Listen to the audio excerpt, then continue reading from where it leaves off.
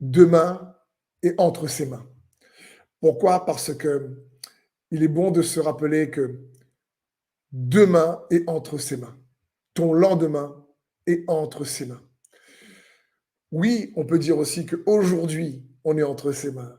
Mais quand Jésus dit, par exemple, dans Matthieu 6, 34, ne vous inquiétez pas pour le lendemain se souciera de lui-même. À chaque jour suffit sa peine. Ce verset-là vient juste après Matthieu 6, 33, chercher premièrement le royaume de Dieu et sa justice, et toutes ces choses vous seront données par-dessus. Toutes ces choses dont on s'inquiète, il parlait du manger, du boire, du vêtement, d'un toit, etc. Et Jésus leur dit, ne vous inquiétez pas du lendemain, de ce que vous allez trouver, recevoir, etc. Parce que souvent, l'inquiétude, c'est on s'inquiète pour le lendemain, c'est-à-dire le lendemain n'est pas si loin. On s'inquiète pour la prochaine étape, on s'inquiète pour ce qu'on doit faire et tout ça. Et il faut comprendre que l'inquiétude vient de crainte, de peur, de simples menaces parfois dans les circonstances, un peu comme le prophète Élie qui, après une grande victoire contre les prophètes de Balaam, Jézabel lui envoie un messager pour le menacer.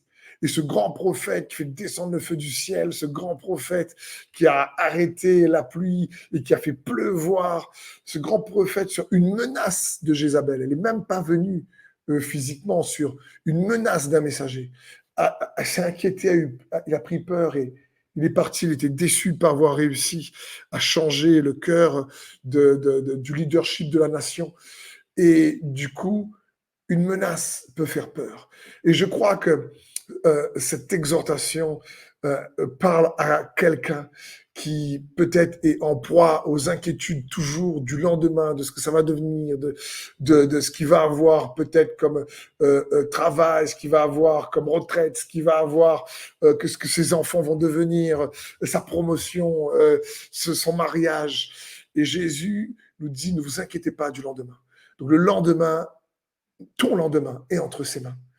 Je aimerais t'encourager avec ça. Ton lendemain est entre ses mains. Demain appartient à Dieu. Il ne faut pas qu'on oublie cela. Donc, je le répète, demain appartient à Dieu. Ton lendemain est entre ses mains. Et quelque part, pour lutter contre l'inquiétude aujourd'hui, l'inquiétude nous ronge aujourd'hui par rapport à une inquiétude future, vous comprenez? C'est pour ça qu'il est bon de garder la foi. Et donc, ma question que je me suis posée, c'est qu'est-ce qu'il faut croire pour que son espérance nous soutienne? Parce que la foi est une ferme assurance des choses qu'on espère. Quand on est inquiet, c'est qu'on manque d'espérance. Donc, on manque d'assurance. Et on n'est plus dans la substance de la foi. La foi est la substance aussi des choses qu'on espère, nous dit d'autres versions. Une démonstration des choses qu'on ne voit pas.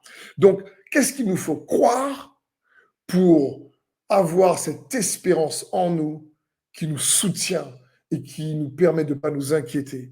Alors, j'ai quelques points que je vais vous partager et que j'espère va vous aider rapidement.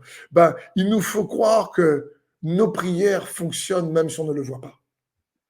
Il faut croire ça. Il faut croire que ta prière fonctionne. La Bible dit, quand vous priez, croyez.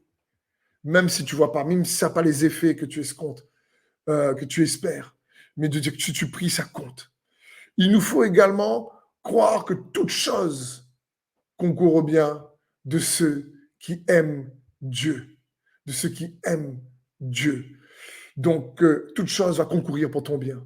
Il te faut croire également que les portes et les solutions arriveront au moment opportun, au bon moment. Tu ne les vois peut-être pas encore, mais tu sais, c'est comme il faut arriver devant le capteur pour que la porte s'ouvre. Et quand tu es 20 mètres en arrière, la porte a l'air fermée. Et parfois, on est dans une situation où on ne voit pas forcément, on est encore un peu loin, c'est pas encore arrivé, mais au bon moment, Dieu ouvrira la porte qu'il faut. Il amènera la solution qu'il faut. Il amènera la connexion qu'il faut. C'est ce qu'il nous faut croire. Il nous faut croire également qu'il nous donnera la force suffisante pour avancer. Il va le faire. Il va donner la force suffisante. C'est peut-être pas dans des moments de disette, dans les déserts, il n'y a peut-être pas l'abondance, mais il y a la manne. On n'est pas encore peut-être pleinement dans la promesse, mais tu es en marge de la promesse. Et quand la promesse n'est pas pleinement arrivée, tu auras quand même ce qu'il faut pour avancer. Et ça, il nous faut croire. Il nous faut croire également qu'on est ses enfants bien-aimés et qu'il ne te laissera pas tomber. Ça, il nous faut nous rappeler qu'on est ses enfants bien-aimés et qu'il ne nous laissera pas tomber. Une autre chose qu'il est bon de croire pour garder l'espérance, c'est que sa justice te fera justice si tu gardes la foi en Jésus et ce qu'il a accompli. Parce que le juste vivra par la foi et le juste est justifié par la foi. Donc, voici quelques points qui, j'espère, va t'aider à croire d'une manière où tu seras soutenu par son espérance pour pouvoir garder confiance, non seulement aujourd'hui, mais garder confiance que ton lendemain est entre ses mains et venir éradiquer euh, l'inquiétude et chercher premièrement son royaume et sa justice avec cette manière de croire et le reste sera donné par-dessus. Donc n'oublie pas, ton lendemain est entre ses mains parce que tu es aimé de Jésus. Amen.